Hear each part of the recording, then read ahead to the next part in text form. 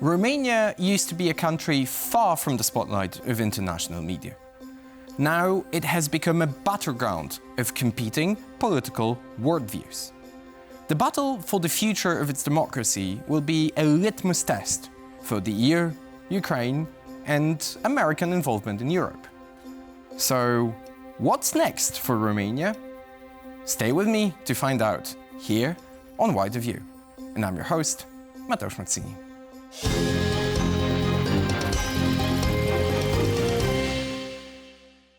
Good evening. Our main story tonight takes us back to Romania. On May 4th, citizens will head to the polls to cast their ballots in the first round of the presidential elections.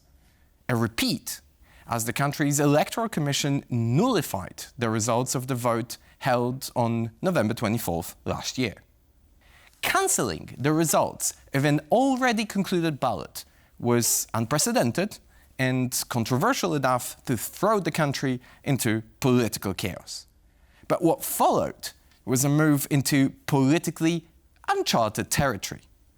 On March 11th, the Romanian Constitutional Court banned Călin Georgescu, the winner of the original ballot, from running for president in May.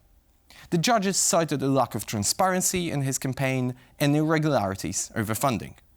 But in the meantime, Georgescu's popularity exploded, reaching 40% in pre-election polls.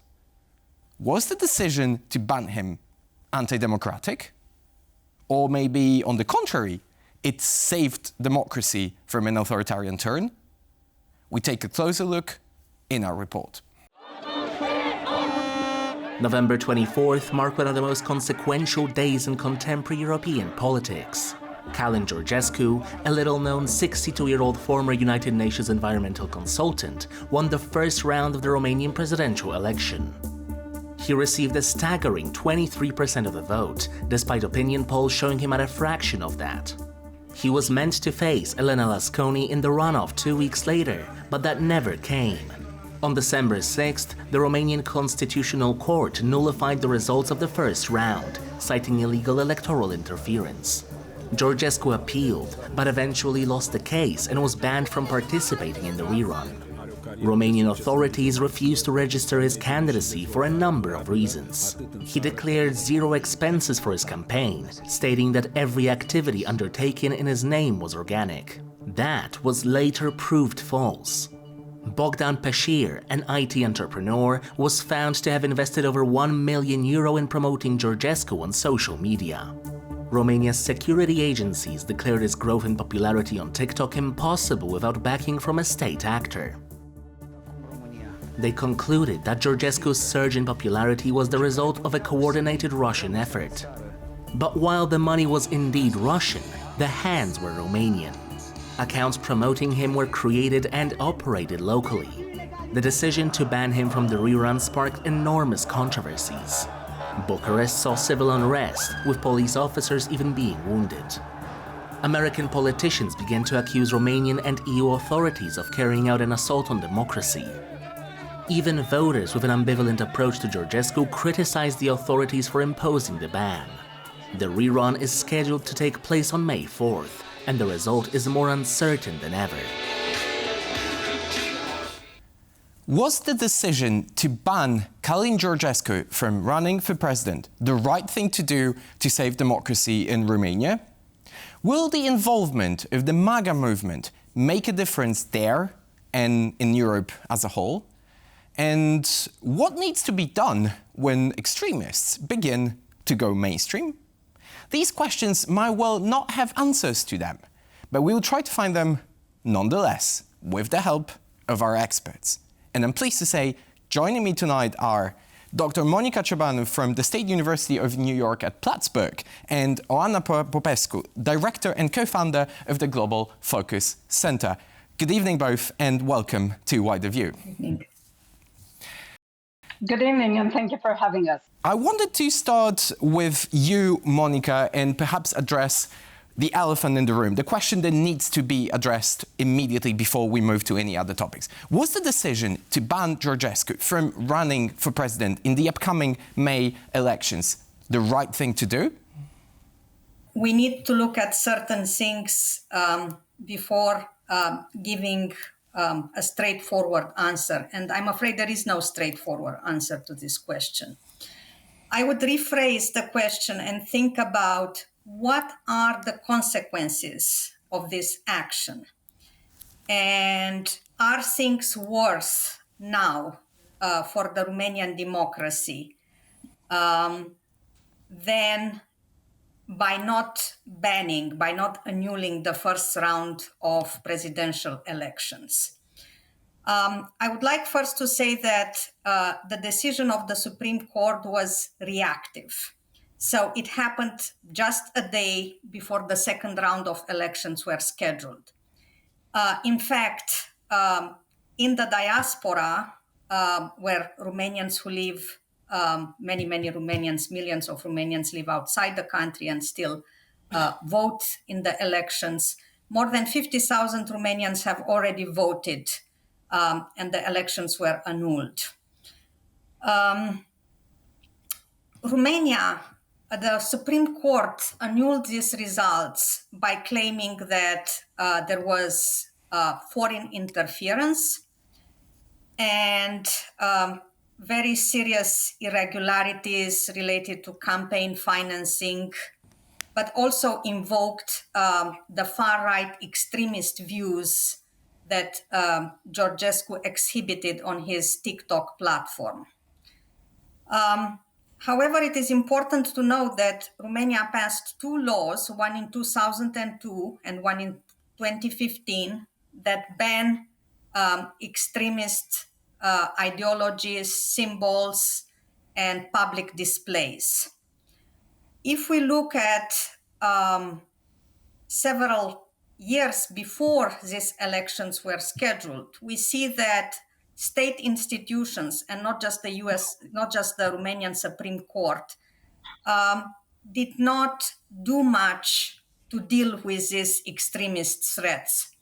Georgescu himself and his followers were clearly expressing sympathies for fascist ideologies, for fascist personalities connected to the interwar Romanian politics. They were part of commemoration activities.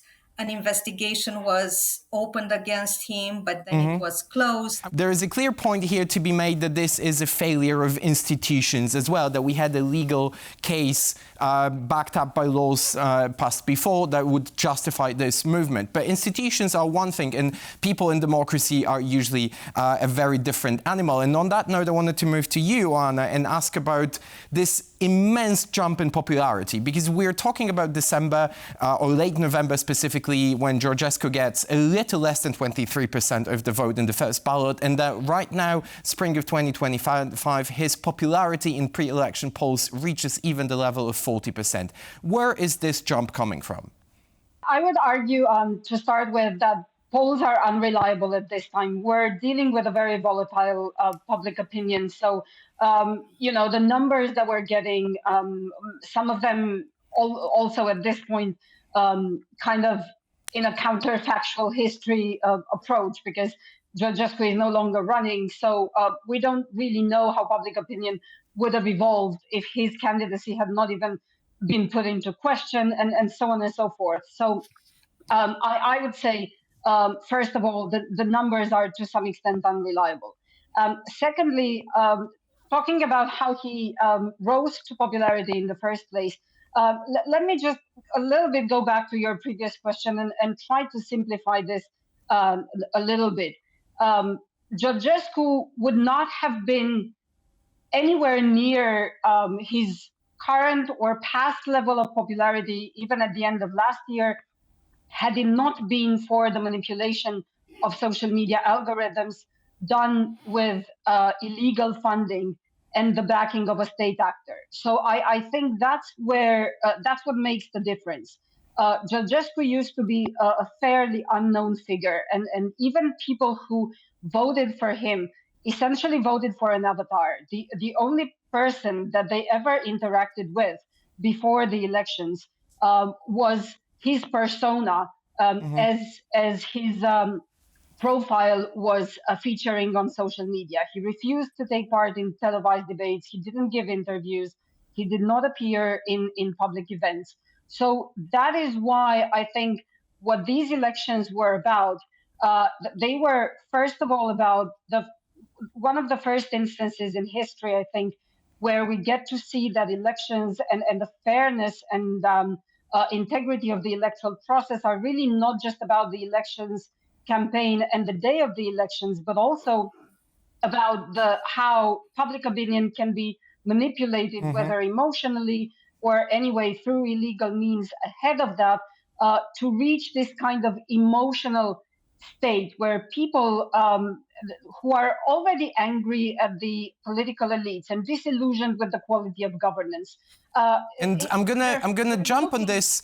I'm sorry, Anna. I'm gonna jump on this real quick and press you about one particular aspect of this, because one of the main arguments behind Georgescu's campaign, so to speak, was the anti-systemic nature, that he was running against the system, that he was running against the establishment, against the European Union, and so on and so forth. We know that narrative very well. But isn't that a little bit of a self-fulfilling prophecy right now, that we see perhaps, and I'm asking you, a fraction of the electorate that thought that he wasn't perhaps their favorite candidate, but right now, when he was campaigning under the premise of a shadow government, the elites trying to push him out, and then he, in fact, ends up being pushed out, isn't that actually something that gets the middle-of-the-road voters swaying in favor of him? Could be. It's hard to know how public opinion has reacted and will react all the way to elections. This is basically a large chunk of the electorate that's angry and is looking for someone to embody that anger. They're not even looking for someone to propose solutions. They're looking for someone who would echo their frustration. And they found that person in Georgescu. And he manipulated that very, very well. But let me just finish on this note. On the other hand, the thing is, that's exactly the essence of populism. You know what the electorate want to hear, and then you will deliver it to them. So for me, actually canceling the election was an endeavor to save democracy, because this is not the way to protect the Constitution, for instance, because he broke the Constitution while he was actually going to be tasked with protecting it as head of state.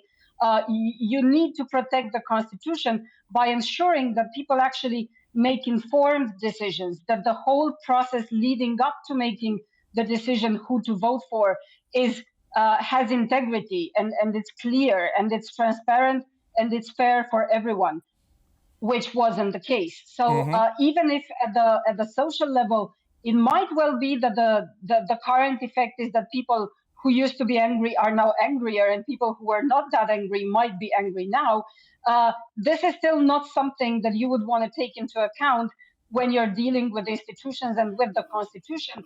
First of all, you need to protect the fundamentals of democracy. And then if you have a social issue, then you will have to deal with it in a responsible fashion. But first, you need to ensure the integrity of the process. So let's pause the institutional aspect of this analysis for a second and come back to people and narrative with you, Monica. Right now, we see on the screen a piece of data visualization that shows the popularity of the West as a threat narrative on Romanian social media, especially in November and December of last year. It is a staggering trend. We see that very clearly. And the question to you, Monica, why was this particular narrative such a catalyst for Georgescu's popularity? Well, there was a fertile soil there already. So we have to think about the whole context of these elections. The war in Ukraine and the decreased popularity of this war among Romanians, although during the first year of the war, most Romanians were very supportive of Ukraine, but somewhat this support began to fade. We have also to think about the lack of message of the mainstream political parties. Romania has been governed for the past year by a monolithic coalition of two parties, the Party of Social Democracy and the Liberal Party, without clear ideologies and lacking any kind of accountability. Perhaps their main achievement was to keep extremists out of power. And of course, the results of the elections in the United States. So I would say that there is a combination of external factors with internal factors that might not have been as visible to some people at the time, that explain this incredible rise in the public opinion and the anti-European Union, anti-Western narrative. On the other hand, as the previous speaker said, we cannot entirely trust these polls. Public opinion is extremely volatile, and we live in an extremely volatile environment. So I wouldn't be surprised if tomorrow we see a completely different public opinion, and then 3 days later we see a reverse or mixed results. Monica, following up on what you mentioned. Add something. Yeah, go on. Just to demonstrate what Monica just said, the runner-up, Elena Lasconi, the lady who came second in the first round last year, is polling at this point somewhere around 5% of popularity. And this is only in the space of a few months, and she hasn't changed her positions, and she hasn't really done anything to warrant this sort of evolution. So as we both said, I guess, public opinion tends to change really quickly these days. Especially in the times of the big, all-encompassing social media algorithms. But coming back to you, Monica, and touching upon something that you've briefly mentioned, which is the context of the American presidential election.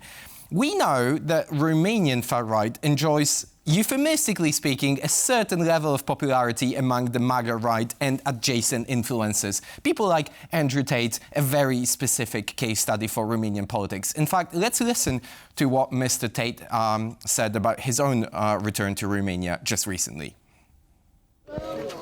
I'm glad to be home, back in Romania, like I said I'd be, because innocent men don't run from anything. We're here to clear our names and exonerate ourselves, and after all we've been through, we truly deserve the day in court where it is stated that we've done nothing wrong and that we should have never been in court in the first place. We should have never gone to jail.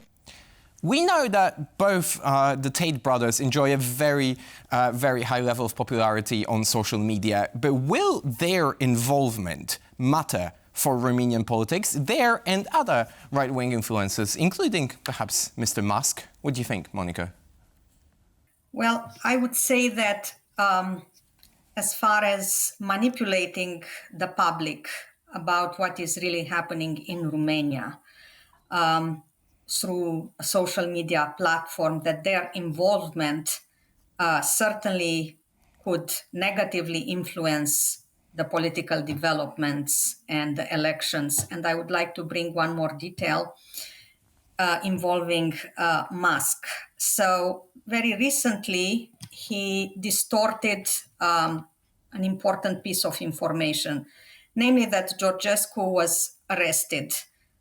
In fact, he was just taken into custody to be questioned. So by the time the mainstream media try to correct this information, already 18 million followers have read what Elon Musk put on his platform. So that shows again how the far right, American far right, contributes and escalates this volatile public opinion. But I would also like to add a detail which I think it is important, that far right-wing ideas travel both ways. Many people don't know, or very few people know, that in 2016, during the Charlottesville rally, that one of the leaders of the white supremacist movement in the United States was wearing a T-shirt with the face and the name of Corneliu Zela-Codreanu, who was the leader of the interwar fascist Iron Guard movement. So I think we have to think about how these far right-wing ideologies, ideas travel both ways. There isn't only one direction. So on that note, you're very much anticipating my next question, and I want to move over to you on, will this spill over into other European countries as well, namely the American right-wing involvement in the European electoral process? Because the MAGA right in the US seems to be quite adamant that Romania was, in inverted commas, a test case for what's yet to come in the Polish presidential election. In fact, let's listen to Jack Posobiec explaining his case. They elected a guy for president. The EU didn't like that. They didn't like that one bit.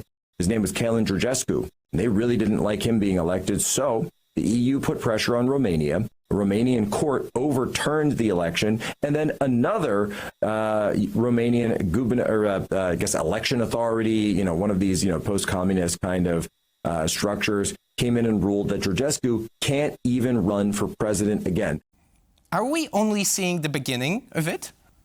Absolutely. I think, Romania has come under tremendous pressure from the MAGA administration, but that's not actually because of Romania. It's not.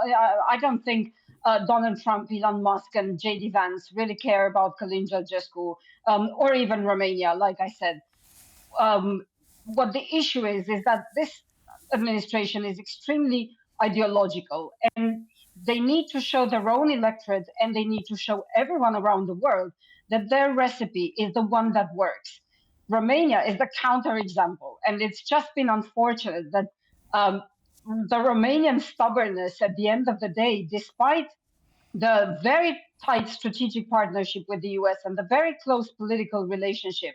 So despite all of these political considerations, the stubbornness of Romanian institutions to stick to the rules and to actually take a very European values-based approach is in itself a problem for the Trump administration, because the Trump administration has an interest to show Europe as a whole that they are doomed to follow in the footsteps of the kind of far-right drift that we're seeing in the United States.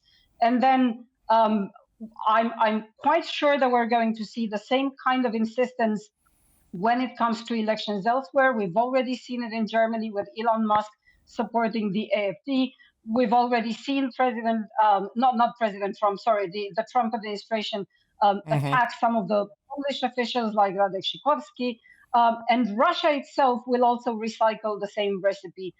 Russia never leaves a successful experience, and it has been successful to some extent, as you can see from all this instability. It never leaves such a successful experience go unused and unperfected in other places. So, in conclusion, I think we're only at the very, very beginning of this very long series of electoral interference. What happened over the last few months in Romania redefined political chaos, at least in Europe. And it seems to be the case very much that chaos will not come to an end on its own. Oana Popescu and Monica Ciobanu were our guests tonight. Thank you very much and have a good evening. Thank you. Romania offers a glimpse into the future, not just of Europe and the EU, but also of democracy. Its basic principle was meant to be that of equal rights for everyone. But equal rights can only be achieved with equal rules. And rules must be enforced. Otherwise, there is no point in having them at all. Thank you for being with us tonight. Next week, we'll try to answer the world's most pressing question right now. What does Donald Trump want from Russia? Make sure you're with us next Wednesday, follow us on YouTube, and have a good evening.